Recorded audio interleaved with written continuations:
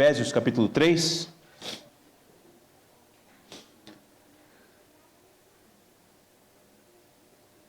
E nós vamos dar sequência à exposição que temos feito desta carta do apóstolo Paulo, que ele escreve aos irmãos dessa cidade de Éfeso.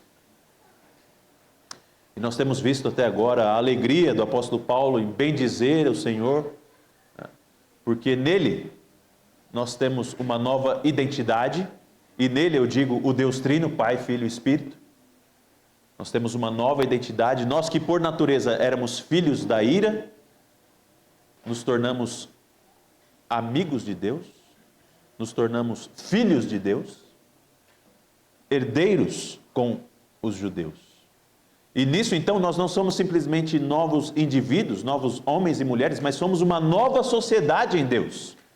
Agora a comunhão dos santos, o templo onde o próprio Deus habita, a sociedade divina. E esse foi o assunto que o apóstolo Paulo conduziu-nos nos capítulos 1 e 2 da carta aos Efésios, onde ele fala aos Efésios, mas obviamente também fala a nós. E agora nós chegamos ao capítulo 3 da carta de Paulo aos Efésios, e esse é um texto também riquíssimo, cheio dessa abordagem profunda, bela, poética que o apóstolo Paulo faz do grande ato salvífico do Senhor para conosco e nos tornarmos seus amigos e também uma nova sociedade. Mas aqui Paulo vai agora mostrar para nós que ele ora em gratidão ao Senhor e vai mostrar também um caminho pelo qual Deus faz isso, em nos ensinar o que é o seu próprio ministério.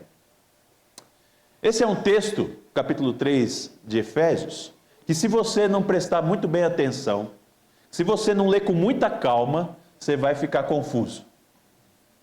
E mesmo lendo com calma, é um texto um tanto quanto confuso. E eu quero dizer que o meu grande desafio hoje é ser claro, porque é realmente a estrutura aqui um pouco diferente daquilo que nós esperamos num texto. Por quê?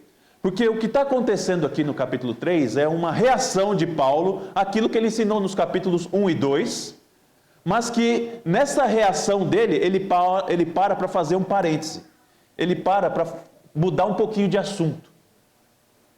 Então note o que Paulo está fazendo. Ele obviamente contou então que nós somos novos indivíduos, e sendo novos indivíduos, não, o termo bíblico aí é nova criatura, que nós somos em Deus, nós somos uma nova sociedade. E aí então agora o apóstolo Paulo, o que ele faz? Olha o verso 14. Por essa razão, porque nós somos uma nova sociedade, eu me ponho de joelhos diante do Pai. E é essa a intenção do apóstolo Paulo agora de comunicar aos Efésios do que ele faz.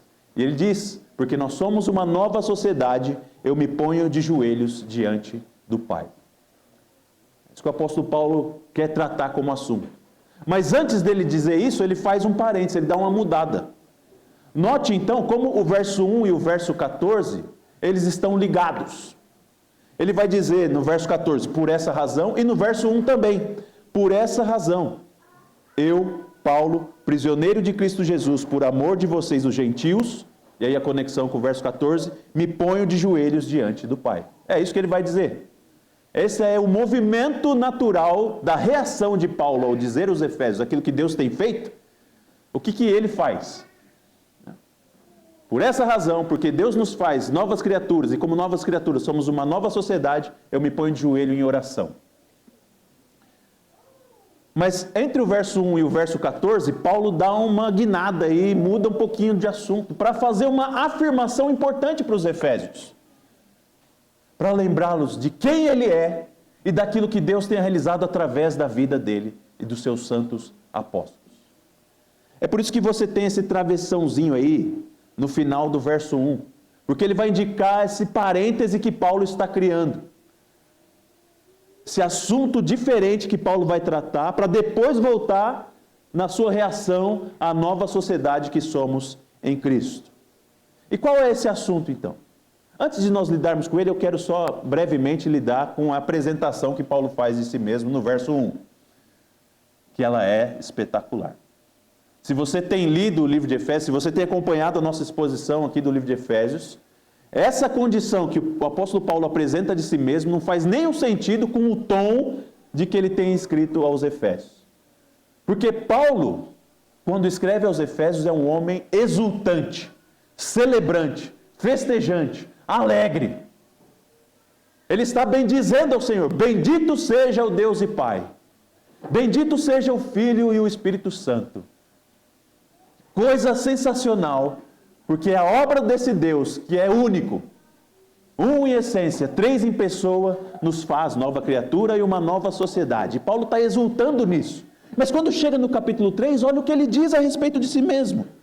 Por essa razão, eu, Paulo, o prisioneiro de Cristo Jesus, por amor de vocês, os gentios. Quem imaginaria que esse homem que está celebrando, que está exultando, que está contente, que está alegre nessa obra do Senhor, está preso justamente por essa obra. Justamente por ser um arauto, um anunciador dessa obra. Essa é a condição do apóstolo Paulo. Ele está em Roma, preso. 2 anos preso em Cesareia, e está em Roma preso. E esse tempo que ele está preso aqui, total, será também de 2 anos, totalizando uma prisão, né, de 4 anos. Que o apóstolo Paulo está experimentando. Justamente por quê? Porque anunciou o Evangelho de Jesus Cristo para os gentios. O apóstolo Paulo é um prisioneiro por causa do Evangelho. E meus irmãos, se isso aqui não muda e transforma completamente a visão que é conhecida publicamente do que é ser um crente, você talvez então precise dedicar mais tempo para a Escritura para entender como o Senhor vai dizer claramente que a nossa fidelidade a Ele não é a garantia de que aqui nós viveremos como reis e rainhas, tendo tudo do bom e do melhor nesta vida aqui agora. Mas o apóstolo Paulo, ele é essa testemunha fiel de que ser fiel ao Senhor, ser fiel a Deus, pode trazer muitos problemas para você nessa terra. Ser fiel ao Senhor pode trazer muitos problemas para você aqui agora. O apóstolo Paulo vai dizer que ele é um prisioneiro. E como ele escreve em diversos lugares, ele vai dizer que ele mesmo não tinha casa certa. E ele, numa condição até mais complicada que os demais apóstolos, nem esposa tinha, por causa do seu ministério, porque estava dedicado exclusivamente à obra do Senhor. E a vida do apóstolo Paulo, então, é essa declaração clara de que a fidelidade a Deus traz problemas nesse mundo, que é inimigo de Deus, que está em oposição ativa contra o seu Criador. Meus amados, o apóstolo Paulo, desde o seu chamamento, foi separado para sofrer. Se você ler o livro de Atos, você vai perceber, e na conversão de Paulo, ele recebe ali como instrumento para a sua evangelização e para o esclarecimento daquilo tudo que está acontecendo, um homem chamado Ananias. E se você não conhece a história, vale muito a pena você conhecer a história de como a igreja vai se desenvolver ali no livro de Atos, mas Paulo, que era um perseguidor da igreja, estava indo para a cidade de Damasco para prender cristãos e matá-los. Assim como ele havia feito já com Estevão em Jerusalém. Ele queria fazer também em Damasco. E no meio desse caminho, o próprio Senhor Jesus Cristo se encontra com Paulo e diz: Paulo, por que você está me perseguindo? Impressionantemente, Paulo estava indo matar cristãos e o Senhor Jesus assume isso. Você está seguindo os meus, você está me perseguindo. E ali Paulo então é jogado ao chão, fica cego e é levado para Damasco nessa condição. E aí o Senhor vai chamar Ananias então para ser um instrumento na vida de Paulo. E o Senhor diz para Ananias: Ananias, vai lá para Damasco que tem um homem lá chamado Saulo e eu quero que você fale com ele. E Ananias fala, Senhor, estou ligado quem é esse cara. Ele veio aqui justamente para nos matar. Ele veio aqui justamente para acabar com a sua igreja. E aí o Senhor fala para Ananias então, Ananias, esse homem aí, eu vou usar ele para que o meu evangelho chegue aos gentios. Eu vou usar ele para salvar muitas pessoas. E sabe o que mais que Deus fala para Ananias ali, no capítulo 9 de Atos, que é impressionante? Eu vou usar esse homem para ensiná-lo como vale a pena sofrer pelo meu nome.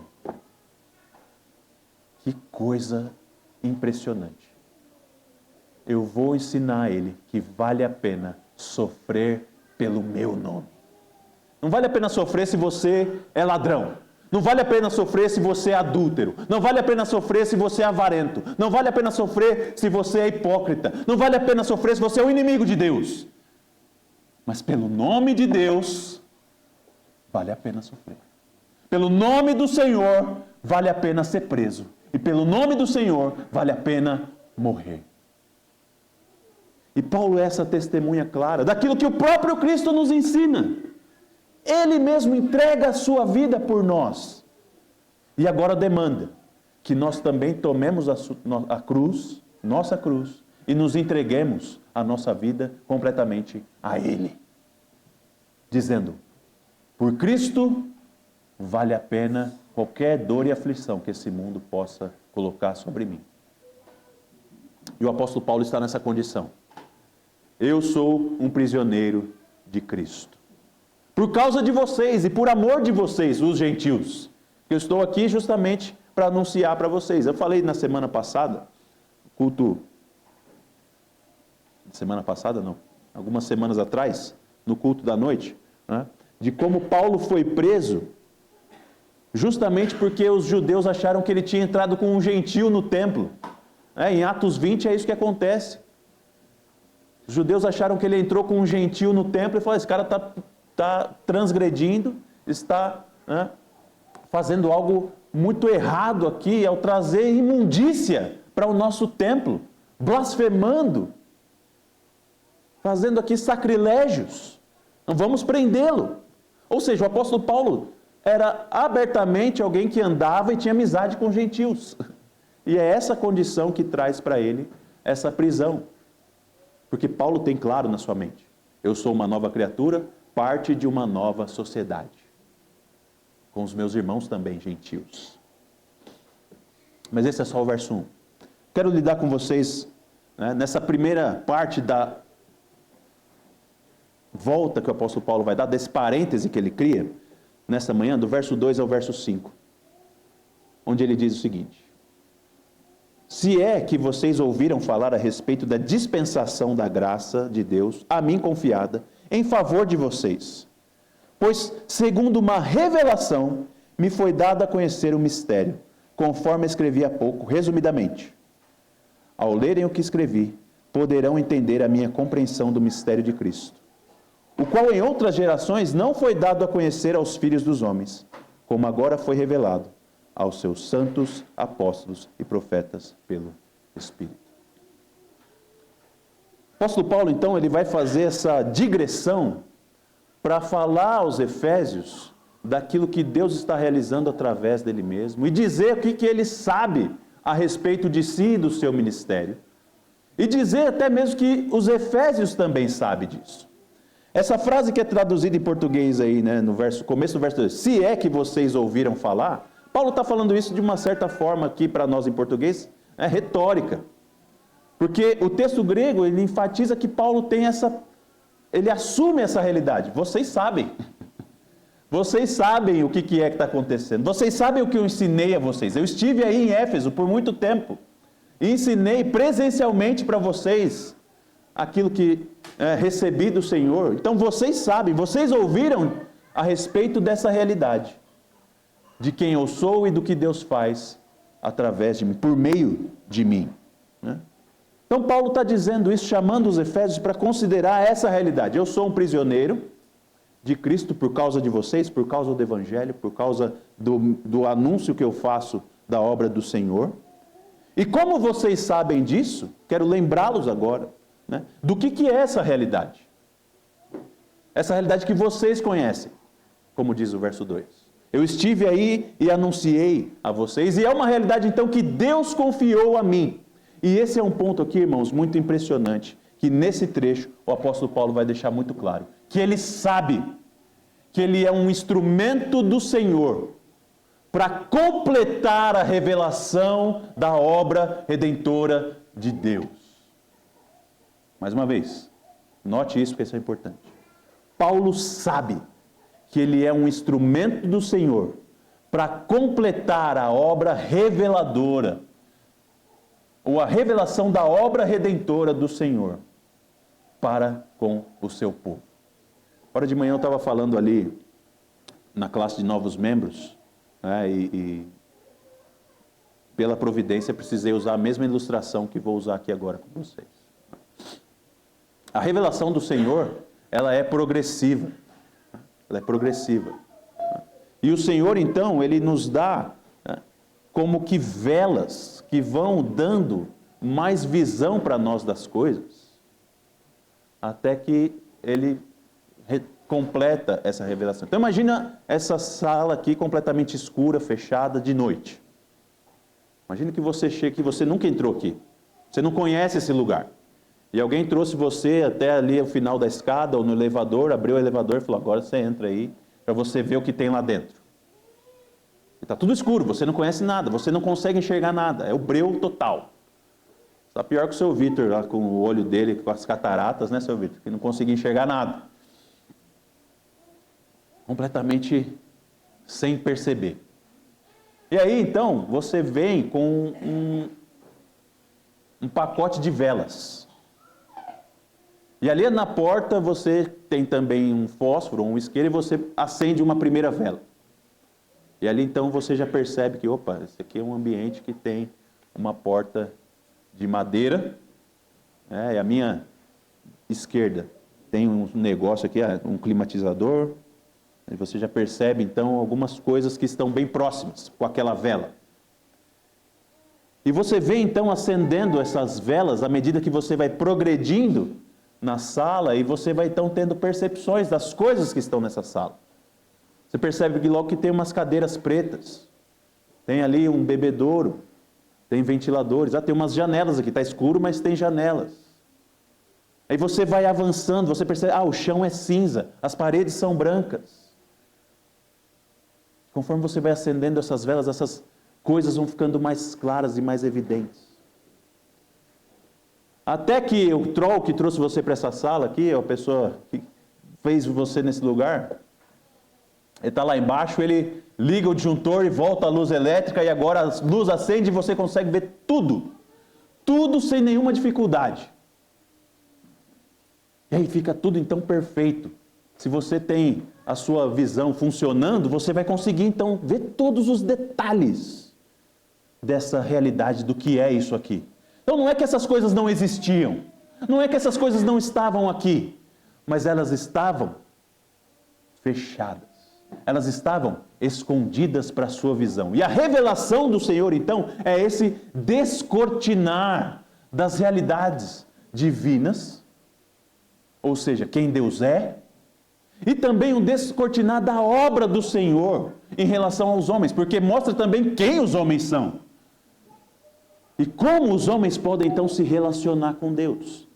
Essa é a revelação do Senhor. E o que Paulo está dizendo aqui de maneira muito evidente e direta é que ele sabe, ele tem a consciência de que ele é um agente para o avanço e a completude desta revelação. Deus me chamou para revelar o mistério. E vocês sabem disso. Deus me deu a graça de ser um mordomo que revelaria as coisas para vocês. É isso que Paulo está dizendo nesse parêntese. Que ele tem a consciência de que Deus o chamou como um vaso de barro para sofrer por Deus, mas também para dar conhecimento ao povo de Deus para revelar os mistérios da obra que Deus está realizando. E essa obra, como nós vamos ver e temos visto, né, é justamente essa revelação final. De que os gentios também são parte desse povo, nós temos uma nova sociedade. Mas note então, meus irmãos, e eu quero que você perceba isso com muita clareza e tenha essa consciência de que Paulo sabe que ele é um agente de revelação do Senhor. E não só ele. Olha o que ele vai dizer no final do verso 5. Como foi revelado agora aos seus santos apóstolos e profetas pelo Espírito Santo, ou pelo Espírito. Paulo tem a consciência de que ele e os apóstolos de Cristo são esses agentes da revelação final da obra redentora do Senhor. E eles são então não simplesmente testemunhas de Cristo, não simplesmente pessoas que vão levar aquilo que Cristo fez na Galileia, na Judéia, do século I, mas que eles são então também agentes proféticos, revelando a obra redentora do Senhor de forma final e cabal. Os apóstolos, seguidores de Cristo, chamados pelo Senhor para segui-lo, e chamados então para serem testemunhas de Cristo, são também profetas, que determinam agora a completude da revelação de Deus. O apóstolo Paulo então está dizendo, eu, Pedro, João, Mateus, nós somos usados pelo Senhor, não simplesmente para reverberar aquilo que aconteceu na Galileia e na Judéia, mas nós estamos sendo aqui usados por Deus para completar a revelação, para finalizar e trazer a luz elétrica, para dizer que Jesus é finalmente aquele que nos salva e nos torna novas criaturas e uma nova humanidade. Paulo tem essa consciência de si mesmo e ele fala sobre isso de forma muito clara. Ele é um apóstolo profeta que está trazendo essa revelação final. E essa palavra revelação é isso mesmo que eu ilustrei para vocês aqui, desse descortinar, desse tornar claro e evidenciar a obra do Senhor. Mas note, irmãos, uma coisa importante aqui, que Paulo não deixa esse negócio aberto. Ele define que há um grupo de pessoas que Deus está usando para fazer isso. Os apóstolos profetas do primeiro século. Isso não é uma coisa que está aberta aí para a continuidade eterna da revelação do mistério de Deus. Não! Deus já revelou o seu mistério. Aquilo que Deus tinha a intenção de dizer aos homens, a respeito de si mesmo, a respeito dos homens, e de como eles devem se relacionar, já está posto e completo. A intenção do Senhor em nos se revelar a nós já está plenamente realizada nos apóstolos e profetas do Novo Testamento, dos dias de Jesus, que reverberam a pessoa e obra de Cristo como Salvador dos homens. Nós cremos então que o apóstolo Paulo está deixando muito clara essa finalização da obra reveladora e determinando que esses homens então são os apóstolos seguidores de Cristo e não alguém que se diz apóstolo pela sua vontade própria.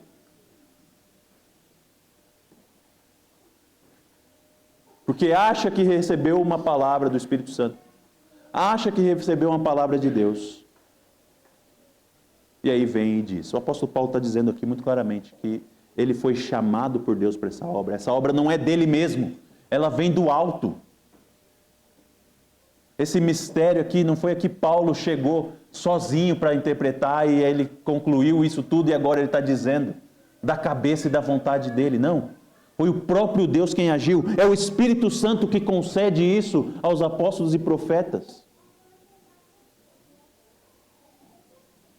Essa é uma obra que é divina, que vem do alto, e não de baixo, gerada pelo próprio homem, para que ele diga, olha, eu tenho uma revelação aqui, eu tenho uma novidade aqui, tenho algo aqui para você que vai mudar a sua vida completamente.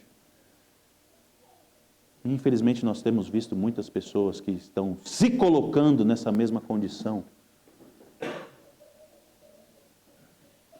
de reveladores dos mistérios divinos, mas que na verdade estão só reverberando o seu próprio desejo, sua própria vontade. E não quero dizer isso que essas pessoas, óbvio, tem muita gente que faz isso de maneira descaradamente leviana e enganadora, né? Mas tem muita gente que faz isso com sinceridade. Mas como a gente viu aqui na terça-feira, sinceridade não quer dizer verdade. E é possível você ser sincero, mas completamente errado.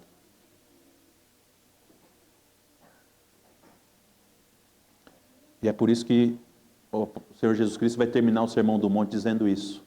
E naquele dia muitos vão chegar para ele e vão dizer: Senhor, mas nós fizemos tantos milagres em seu nome, e em seu nome expulsamos muitos demônios. E Jesus vai dizer para eles: apartai-vos de mim, porque eu nunca vos conheci. E Jesus não vai negar que eles expulsaram demônios e que milagres aconteceram, mas vai dizer: não era de mim. Não foi de mim que vocês receberam isso, porque eu não conheço vocês. E é isso que o apóstolo Paulo está deixando claro aqui para os Efésios. Eu e os demais apóstolos somos esses instrumentos de Deus para completar a revelação, e nós fazemos isso para o bem de vocês, porque recebemos do próprio Deus isso. Isso veio de Deus, vocês sabem. Ele vai dizer: a dispensação da graça de Deus a mim confiada por vocês. Não fui eu que inventei isso, eu estava indo para matar a igreja, gente. Eu estava indo para matar os crentes. E Jesus me derrubou e falou: não, você vai ser meu instrumento para revelar a minha obra. É esse o ponto. Vem de Deus, não do apóstolo Paulo. Por isso nenhum homem pode dizer agora que vem de Deus essas coisas, que os apóstolos estão dizendo aqui claramente que isso pertencia a eles. E nem mesmo uma instituição, nem um ser humano pode se chamar apóstolo revelador, e nem mesmo uma instituição pode se dizer apostólica, no sentido em que agora ela domina os mistérios de Deus e ela dá a conhecer ou não conforme ela quer. Os apóstolos, eles tinham essa noção clara, evidente, de que eles estavam terminando a obra da revelação, porque Cristo, como vai dizer o apóstolo que escreve a carta aos Hebreus, agora é o meio pelo qual Deus fala.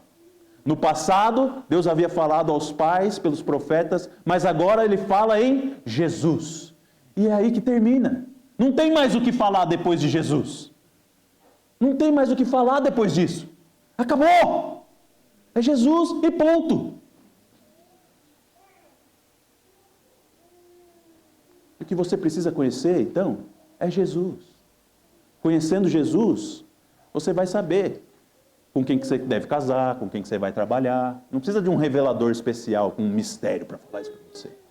Você precisa conhecer Jesus. E os apóstolos profetas do primeiro século são esses homens que nos dão a conhecer a obra redentora de Deus em Jesus. E o apóstolo diz isso. E aí, o que é impressionante aqui é justamente isso. Porque o apóstolo Paulo, irmãos, faz uma coisa aqui que é extraordinária. Completamente diferente. Porque olha o que ele vai dizer. Verso 4. Ao lerem o que eu escrevi, poderão entender a minha compreensão do mistério de Cristo, ao qual em outras gerações não foi dado a conhecer aos filhos dos homens, como agora foi revelado. Você percebe? Você percebe o que Paulo está fazendo aqui?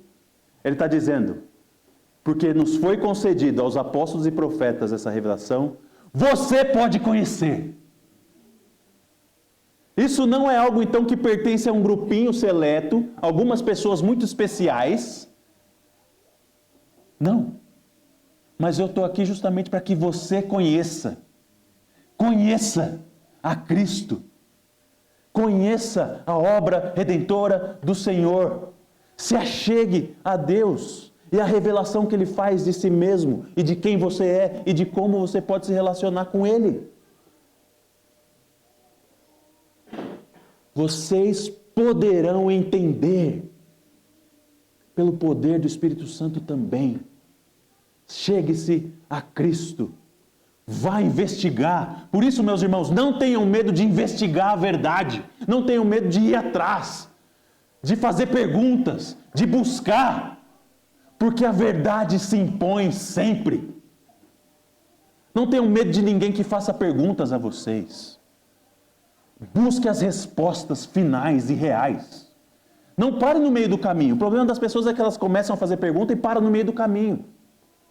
Mas vá até que você compreenda a verdade, porque ela pode ser entendida no poder do Espírito, porque Deus deu a conhecer, Ele acendeu a luz e disse: olha aqui o que eu estou fazendo no meu filho. Conheça o Senhor, busque o conhecimento de Deus, vá atrás, porque Ele se deu a conhecer de maneira extraordinária, através dos seus santos apóstolos. As pessoas estão frustradas porque elas estão buscando a verdade nos falsos apóstolos, nos falsos profetas. E aí culpam Deus, se afastam da igreja e falam: nunca mais quero saber de igreja e de crente. Porque ouve os que sonham os sonhos que vocês querem sonhar.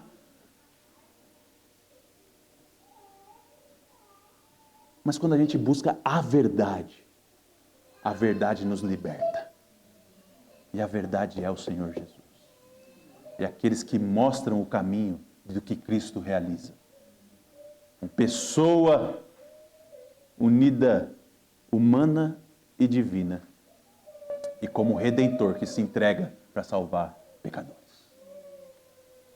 Então, meus irmãos, Paulo faz um parêntese aqui, muito significativo, que parece ser confuso e difícil, mas no fim das contas ele está dizendo para você o seguinte: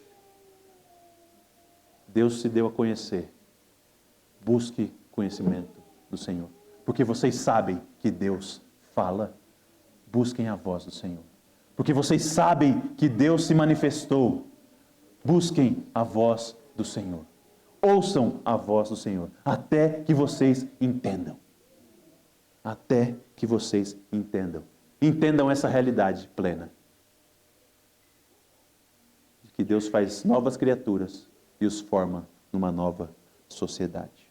É possível conhecer os mistérios do Senhor, porque Ele mesmo deu a conhecer, se deu a conhecer a nós. Então não entre naquela conversa fiada, né? De que alguém diz: porque é assim mesmo. É porque eu acho que é. Ou dizer assim: não, ninguém consegue explicar essas coisas. Não. Não. O próprio Deus consegue explicar. E aquilo que nós devemos saber, Ele nos deu a conhecer. Então busque a verdade. Busque a verdade. Não se conforme com migalhas. Não se conforme com migalhas. Mas mergulhe. Mergulhe com um cilindro. Porque o negócio é profundo. E Deus tem profundezas eternas para você conhecer nele. E é tão profundo que essa vida não vai ser suficiente. No novo céu e na nova terra a gente ainda vai estar conhecendo Deus. Conhecendo as obras maravilhosas que Ele realiza e conhecendo o seu caráter maravilhoso. Vamos orar mais uma vez. Deus bendito, obrigado.